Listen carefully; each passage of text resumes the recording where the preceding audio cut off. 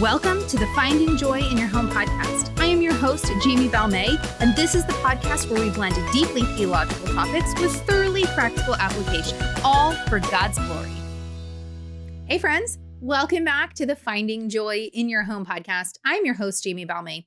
Today we're talking about routines, finding the time to do things like the cooking and the cleaning, and I'm hoping to give you some encouragement from my own life in this today.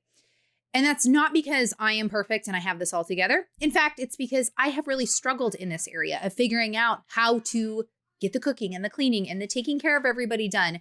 And I have not arrived in this, but I have worked on it really hard in the last more than a decade. And so today we're just going to be sharing some tips and encouragement for that. Before we dive in, I have a couple absolutely huge, giant announcements that I'm very, very, very excited about. Number one, you guys know, I've shared it here, that we are doing a massive website redo. This website redo has kind of grown and grown. And the reason you guys are going to care about it is because it's going to make all of our resources much easier to find. You're going to be able to hop on our website and be like, what has Jamie talked about? Cooking from scratch. And boom, you're going to be able to find all my resources right there. We are rebuilding it really from the ground up, which also means it's a colossal, ridiculous, giant project that is currently an absolute headache. And I hate it. But by the end of it, it's going to be amazing. So stay tuned for that because we are deep in the trenches of working on this. Along with the website redo, we are working on a really incredible surprise that's going to go along with this website redo. We really just this week have been finalizing the details on this, and we're hoping in the next couple of weeks we will have some teaser images, some teaser information coming out of what's coming up in quarter one for us. This can be amazing. I'm really excited to share with you guys. So make sure you stay tuned because everything's getting a revamp. We are shaking things up, but in a really good way. The second announcement is if you have been on Instagram this week, we just announced that we are expecting baby number 8, which is wonderful, but it also is first trimester is very rough for me. So I am in the throes of absolute complete morning sickness, all the fatigue. And so we're actually going to touch on that today. Managing routines, changing things up when your energy is much lower. Right now, I'm working on scaling things back over the next, 8 more weeks of this and figuring out how do I prioritize and do the things I need to do while being very, very sick and dealing with fatigue on top of I've had this ridiculous cough since like November and it just keeps cycling back and hitting me again. So I'm all in the coughing again. So I apologize if I have to stop a ton. I'm going to try not to. And I feel like my voice sounds wrecked, but hopefully it doesn't sound too bad to you guys. It always sounds worse in your own ears, right? All right, so we're going to dive right in with this because I cannot talk for very long without having to pause to cough. I actually feel fine otherwise, but this cough, man, it's kicking my booty a little bit and I'm very done with it.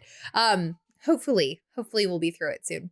And then in a little while, you'll hear from our sponsors for today's episode, Magic Mind and Mosh. Okay, so I got a question this week from a sweet friend who is really just in the throes of having lots of young kids. And this talk today doesn't have to pertain to just having young kids.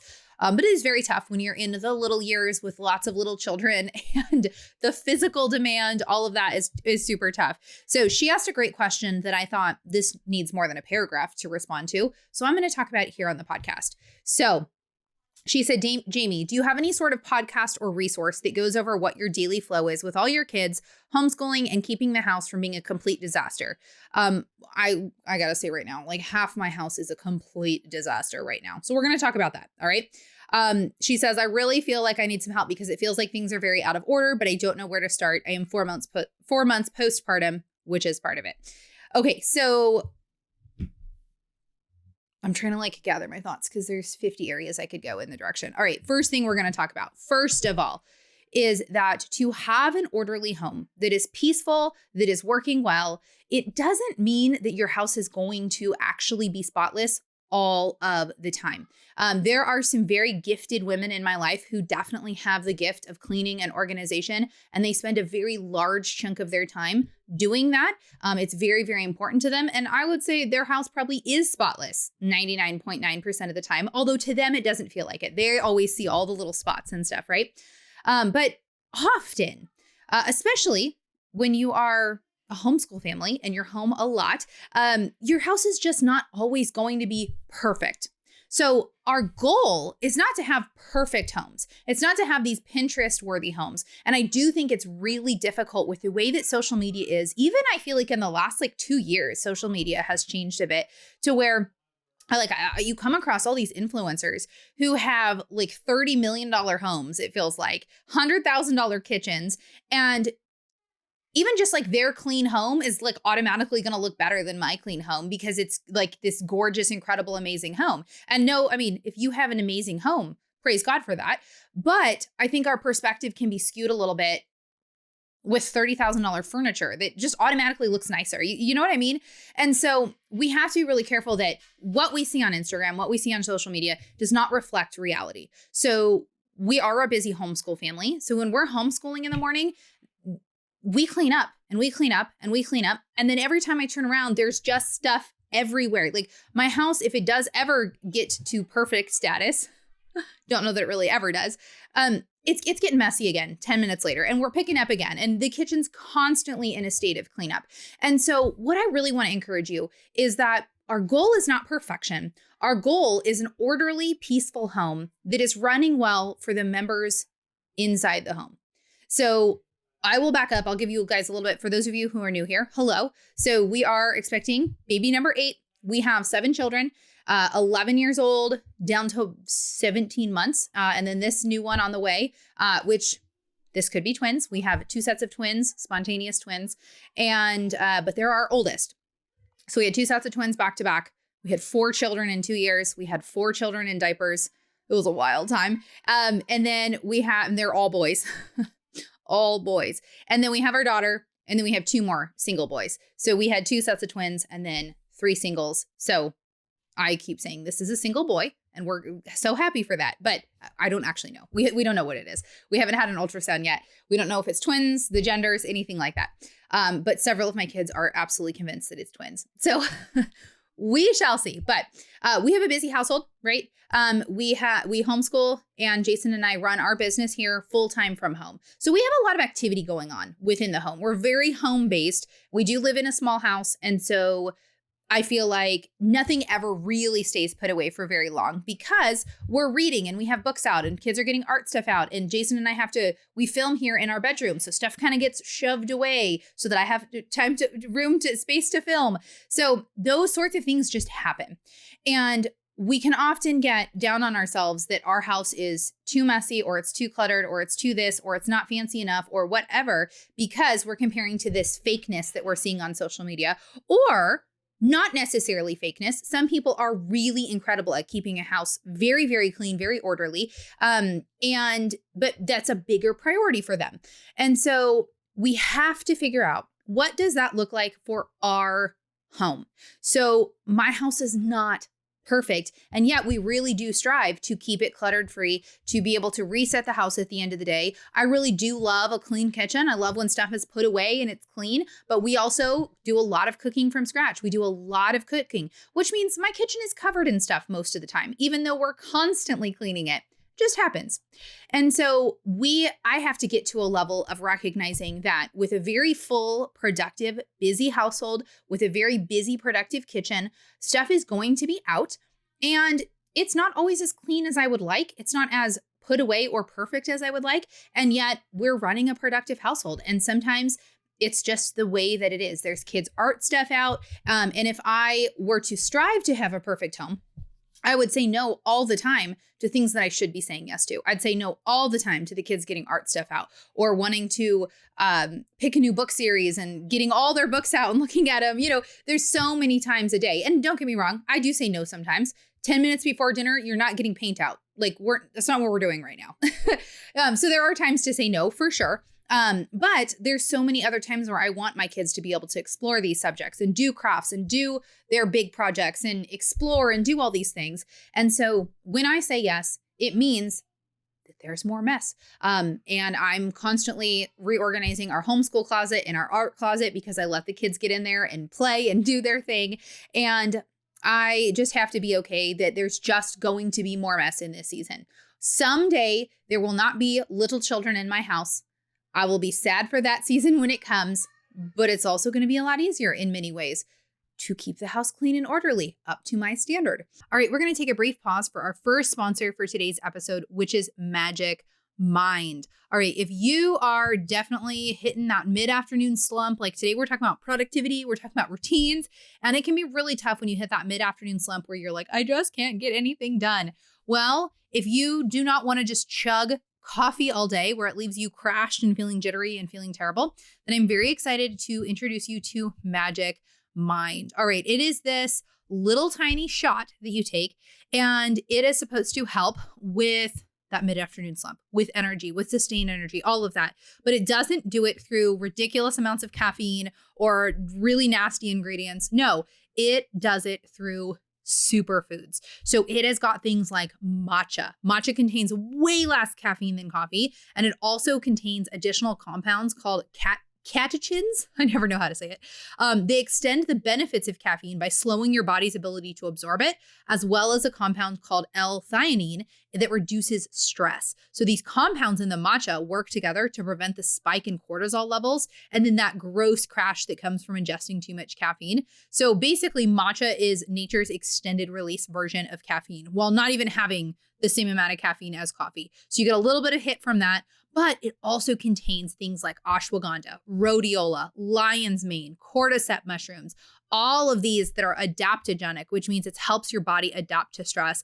I have been an absolute huge fanatic fan of adaptogenic herbs for the last 10 years, ashwagandha being one of my absolute favorites, as well as rhodiola. And this contains all of those. So rhodiola is a nootropic and an adaptogen that reduces fatigue and anxiety, increases your body's resistance to stress, improves physical and mental endurance, and enhances mental clarity. So that's what I'm talking about. I get so excited about Magic Mind because it's this one little shot that you can take, and it contains all of this stuff that is so good for all of your systems. It's just amazing to see all the stuff that it works together. And you can go to their website if you want to see more about those ingredients because it's really, really awesome. So that's what I love about it. In fact, I always joke, I tell you guys that when I first got my first box, it had been sitting out on the counter and I just hadn't tried it yet. And Jason came by and he saw it and he was reading all about it and he's like, these are so cool. So all of a sudden I turn around and I'm like, oh, duh, I need to try my first bottle. And they were like half gone. And I'm like, Jason? And he's like, yeah, these are amazing. Are you going to get more? Because I need more. So these have definitely become Jason's favorite thing. I love them too. But man, I think he's really needed help in this last couple of years with energy in the afternoons, especially. And so he just he loves them. They're very easy too, because you can throw them in a lunchbox, throw them in your laptop bag, bring them with you on the go, which I think for men is especially great to be like, here, replace your 12 cups of coffee with something that's good for you. So you may want to try it out for you or for your husband. Okay, so here's the amazing part. Go to magicmind.co/home and you can get up to 56% off your subscription for the next 10 days with my coupon code HOME. Just go to magicmind, that's MIND.co/home. You can get up to 56% off your subscription for the next 10 days with my code HOME, or with that same code, you can get 20% off a one-time purchase. So if you want to just try it out, you can use HOME and get 20% off, or just get that subscription for 56% off. Alrighty, so go check it out, magicmind.co/home. Okay, let's get back to the episode.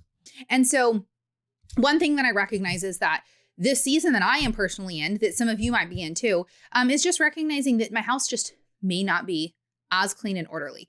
Now, this especially applies right now with being in the throes of morning sickness. And for me, the extreme fatigue that happens with first trimester. So this is not my 3 months to be super active. And I have absolutely made my peace that during first trimester, my house is absolutely going to be messier. It just is. I cannot run around and do all the little cleanup and pickup and stuff that I do normally in first trimester. And I'm absolutely okay with that. It's a very limited time. Everybody else in the house is great. They're stepping up, but nobody cleans quite the same way that mom does, right? Nobody quite sees every little thing. And so everybody's getting a little bit of extra chores to kind of help pick up the slack a little bit because I'm not able to run around and do all this stuff. Especially in the evenings, I'm so tired. I'm not working on those extra projects, but I also now have the wisdom, having done this many times, that this is a very short season. The same thing postpartum. When you first have a baby, guess what? It's okay. It's okay if your house is a bit messier for a couple months while you try to get your feet under you, while you figure out new routines, while you heal, while you recover, while you figure out breastfeeding. It's not going to be forever. It is a limited season.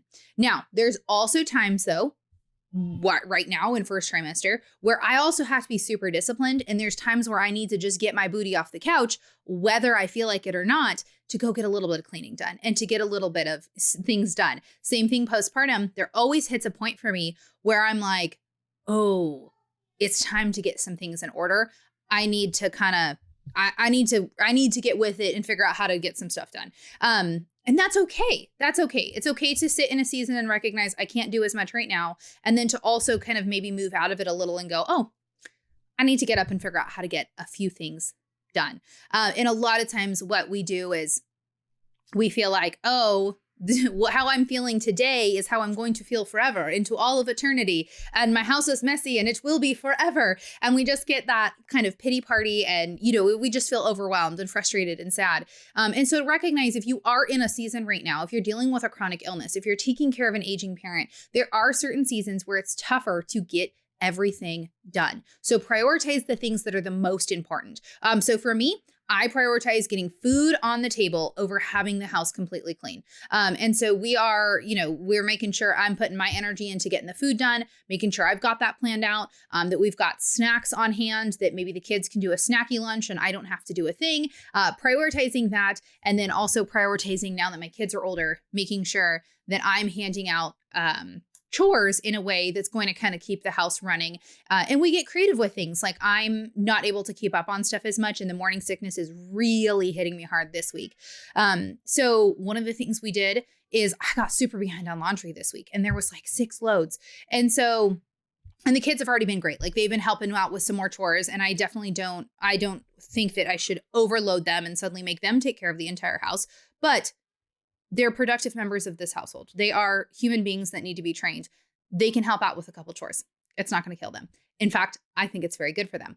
But I wasn't like gonna all of a sudden, I didn't feel like I should just dump all of this extra laundry on them. So I said, hey guys, mom's feeling really sick today. Could you help me out with getting the rest of this laundry done? And I was thinking we could turn our audiobook on that we're doing for school. Let's turn our fun audiobook on that we've really been loving. And let's put a timer for 20 minutes, listen to a chapter of our book, and let's see if we can all just knock out this laundry as fast as we can. So I sat on the couch and kind of helped direct and folded things. So it was a very low energy thing for me to do, but it helped get through those 6 loads of laundry, and it made it more fun. It made it more hey, let's just tackle this and have a good attitude, rather than 10 minutes before I was sitting there feeling very overwhelmed that I had all this laundry to do.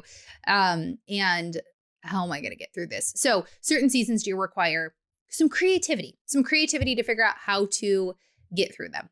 All right. So that's my first word of encouragement. And what I want to do now is kind of talk about our normal flow of our days. So I will say that we have really been working on our routines this last year. We've gone into a really decent place with them. It doesn't mean that every day is perfect. There are many days where something comes up and the routine was just not perfect, or we left off part of our routine. Not every day do we get every single thing done, and that's completely fine. And I will say too, that our seasons change. When you have children in the home, especially, your seasons change very rapidly. So what was working 6 months ago may not be what's working right now for you. What was working a year ago or 3 years ago probably may not work for you right now. So constantly reevaluate. Let's take a brief pause for one of my very favorite things ever right now, which are Mosh bars. Okay, so one of my goals right now, being newly pregnant, but I had this goal even before being pregnant, was to get 90 grams of protein a day. 90 grams of protein can be really tough, especially when you are just trying to reach for a snack when you're on the go. And a lot of protein bars are just loaded with junk and tons and tons of sugar. And so when we first heard about Mosh bars, we were like, okay, we need to try these. But a lot of the healthier bars out there just taste disgusting, right? So we were really, really excited to try Mosh because there are 6 delicious flavors. We tried like the trial box with all the flavors. They're amazing, but each Mosh bar contains 12 grams of protein. That goes a long way towards my 90-gram goal. 12 grams in one delicious little bar that you can take with you on the go. And it is made with ingredients that support brain health like ashwagandha, lion's mane, collagen, and omega-3s. So it's only 160 calories per bar and only 1 gram of sugar. So Mosh protein bars are the guilt-free snack that your brain and body will crave. And what I love is that it's really formulated for your brain. Your brain is your number one tool, which is why Mosh protein bars were mindfully formulated by some of the top neuroscientists and functional nutritionists. So you're actually getting a bar that is good for you. Now they also, Mosh now has a line of plant-powered protein bars that come in 3 delicious flavors. So you can check out there are 2 different lines that they have, and they are absolutely fantastic. So don't settle for a mediocre snack when you can nourish your body and mind with the fuel it needs to succeed. So whether you're at the gym, on the go, or just living your life, Mosh protein bars will keep your brain and body fit, fueled, and feeling good. So head over to moshlife.com/home. That's Mosh, MOSH. moshlife.com/home to save 20% off plus free shipping on your first 6-count trial pack. So that's what we tried first because we were like, we want to try the flavors. You can get free shipping on that trial pack and 20% off. So like you might as well try it out to see what, if you're going to like these, if they'll work for you. So that's 20% off plus free shipping on your first 6-count trial pack, which includes all 6 mouthwatering flavors. That's moshlife.com/home. All right, let's get back to the episode. So when my kids were all very little, we had 5 kids, 4 and under. So my oldest were 4. Now, it's hard to remember now and think back. So my oldest were 4. They had just turned 4 3 weeks before my daughter was born, baby number 5. So they were newly 4. And they started school. So that was January. They started school. Yeah, technically I started kindergarten with them early, but then they repeated kindergarten again. So I had a 1-year-old and then the other twins and then kindergarten with 2 twins. So at the time, I was very chill with school, and I'm very chill with kindergarten. But then as they started progressing and I had 2 second graders and 2 kindergartners, our homeschool routine was super chill, super relaxed. It was not rigid times. It was not starting right at 8 a.m. It was not making sure that we were done at lunchtime. We were very chill with stuff. And there were days where if we didn't get to school, it really wasn't a big deal. We'd pick it up the next day. So certain seasons are going to require different things. So when you hear some of these routines and schedules, think through the elements in that schedule. Take the things that sound good and leave the stuff that you go, that doesn't pertain to me or my season. So I am not setting up what I think should be everybody's ideal schedule by any stretch of the imagination, but I thought it would be helpful since we have really been working into these. Okay, so here's how our basic flow goes. Right now we have 2 5th graders who are now, they're entering by the next couple of months. What is it, January? The next couple of months, they are going to be graduating into middle school, which is crazy. Okay, so we have 2 5th graders, and we are really looking at this 5th grade year as very much a transition year of wanting to get them a lot more structured and a lot more rigid with their subjects as they enter middle school. Middle school is going to be a step up in what they're handling and when they're handling. I think elementary school is a great time for being a lot more loose and a lot more flexible. So 2 5th graders who are training.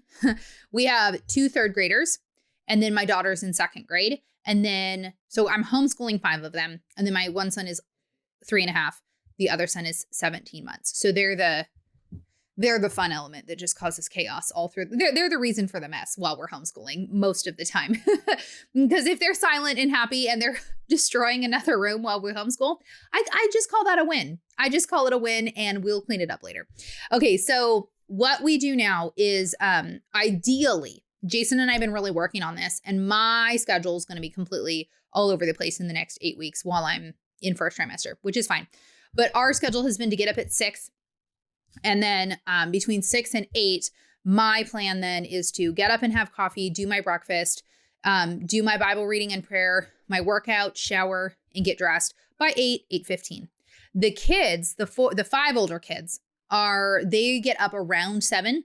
7 to 7:30. I'm not super strict on when they get up. They just get up somewhere in there, and they all start on their math. And this really was not actually something that I had started or intended to do, but they started wanting to get their math done and out of the way as soon as possible because they all hate math.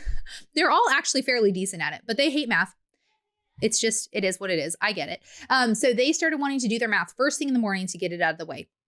And so my 2 older boys, they started setting an alarm to get up at 7. And so then the other kids started getting jealous when they'd wake up like closer to 8 and the older boys had their math done. So then they started saying, hey, wake me up when you get up. So now between 7 and 7:30, pretty much all 5 kids will trickle out. My daughter doesn't always as much, but they'll trickle out and they'll get started on their math. But I started realizing as they got started earlier, I'm in the middle of trying to get my workout done. I'm trying to take a shower. I'm trying to do a couple different things to get the day started. And they're like, Mom, I need help. Mom, I need help. Mom, I need help.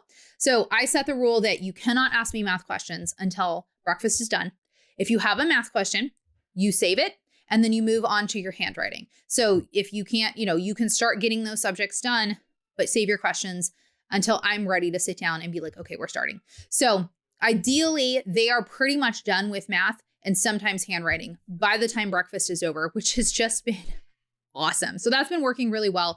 And one of the things we've been wanting to do too, as they're getting older, is train them much more on working on their subjects independently. I am still very much involved. I'm correcting their math. I'm there for questions. And in fact, the older boys now, I'm sending them to Jason quite often for questions because I'm very fortunate to be married to someone who has a mathematics degree.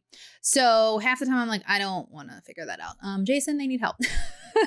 Or if Jason's not home, they'll call him or they'll save the question for later. So I am very thankful for that. And I could sit down and figure it out if I wanted to, but yeah. Jason is a math geek, so that works out really well. So then we move into our other subjects. So between 8 and noon is when I really try hard to get all of our core subjects done. So these are the subjects where we're sitting down, we've got workbooks, we're moving through stuff, we're doing our science, we're doing our history, we're doing all of that. In that time, the little kids are roaming, they're getting snacks, they're on my lap, they're down playing with blocks, they are all over, they're coloring, they're doing all kinds of things. And so that's really our Monday through Thursday, 8 to noon is just 100% focused on school. I do not have my phone out. I am not on social media trying to post things. I am not in groups doing anything. I am not working whatsoever. That time is absolutely 100% set aside for school unless when Jason's working, then he sometimes will call and say, hey, I've got a quick question. Other than that, though, I am like, that time is dedicated to that. So what I have really learned in the last few years is really blocking out specific times for things is what works really well for me. So if I'm working, then I am working. Then I have 3 dedicated hours where I am 100% just working. But then when I'm cooking dinner and I'm with the kids and I'm doing things, I'm 100% with the kids. Sometimes, you have to jump on and do something quick. But for the most part, really trying to separate out those times is what has worked really, really well. And so I will try to pick up a little bit of work in the afternoons. And then there are times where Jason will be home. I will be in here working just completely by myself. And he'll be out there, fielding the kids, doing whatever they're doing. But basically after lunch, the kids have free time in the afternoon. So this is when they'll do, they have to do at least an hour of reading every day. Right now we're doing a reading challenge where they have to read 2 hours every day. They can read more if they want, but they have to read like 2 actual blocked hours where they're just reading. So they do that in the afternoon, which gives a lot of great quiet time. I can put the baby down for a nap. The kids are doing reading. I can come in here and get work done, or pick up the house or do whatever. And then, the kids have to do like an art lesson each day. No, not each day. They do an art lesson twice a week. So they can do that in the afternoon. They do music lessons twice a week online. They do that in the afternoons. And then they can do other educational stuff if they want. So they can't play video games. They can't watch TV. So they'll play outside. When it's good weather, they're outside, they'll read outside. They're outside pretty much the entire time. But that's when they can do arts and crafts. They can get Kiwi crates out that we got for Christmas. We tend to do a lot of art projects and stuff like that they get for Christmas. My son just built this walking robot thing that he got for Christmas. So that afternoon is blocked off for them to be able to do that, which means that's my time to get projects done. That's my time to, and a lot of times my 3-year-old will kind of come with me. He sometimes naps, sometimes doesn't. So sometimes he's on the trampoline with the big kids, and sometimes he's doing a coloring project right here next to me. And sometimes, a lot of times, if I'm ever in the kitchen, he's with me in the kitchen. He'll do chores next to me. Like, he's just kind of my shadow. So he'll just be kind of around doing stuff, or he's with the big kids. The baby will nap for a couple hours in the afternoon. And that's kind of when we're picking up and we're doing stuff. And for chores, we do, when the kids first get up in the morning, they have to pick up their room. So their room needs to be like reset. Doesn't need to be perfect. I don't care if their beds are made, but their bedding needs to be on their bed. And I mean, they generally kind of make their bed, but I don't care if it's like perfectly tucked in. And I don't have the care for that. So their bed's kind of made, and then their rooms are picked up.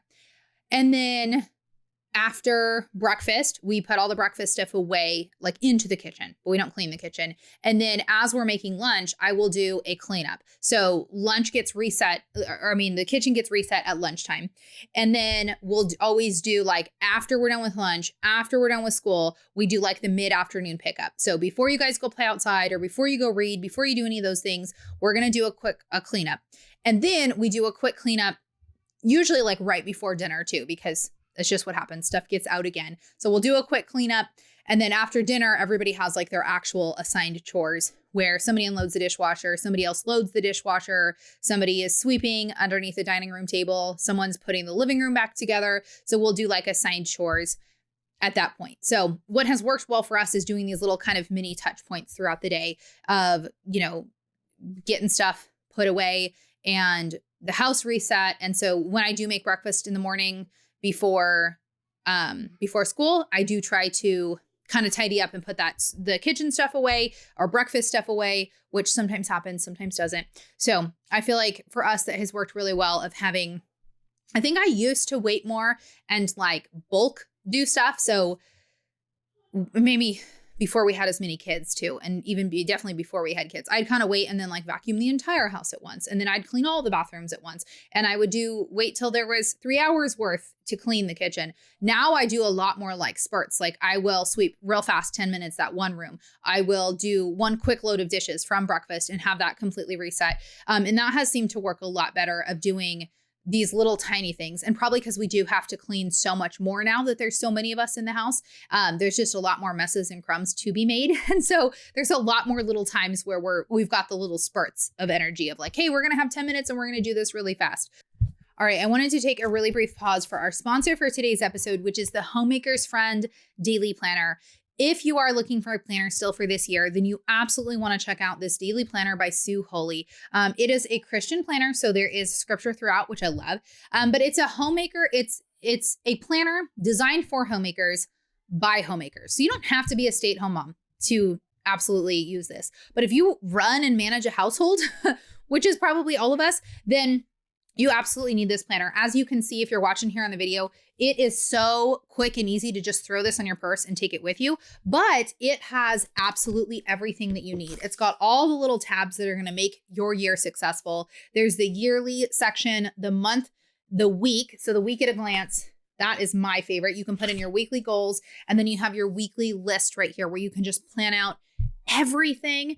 You can I like to carry this stuff over from my month and put it down here into my week. And then this really cool section is you have a separate tasks section and a separate project section. So if you are trying to organize your closet or figure out a new way to do your laundry system, there's so many great places in here to track everything that you do. If you're trying to figure out kids' sports schedules and, all of the things. And then there's also, I really like this, there you can do all your meal planning right in here. So there's a shopping list, and you've got these little perforated spots. So you can actually just like tear out your shopping list, bring it with you. I actually like to just bring my whole thing with me, which is really nice.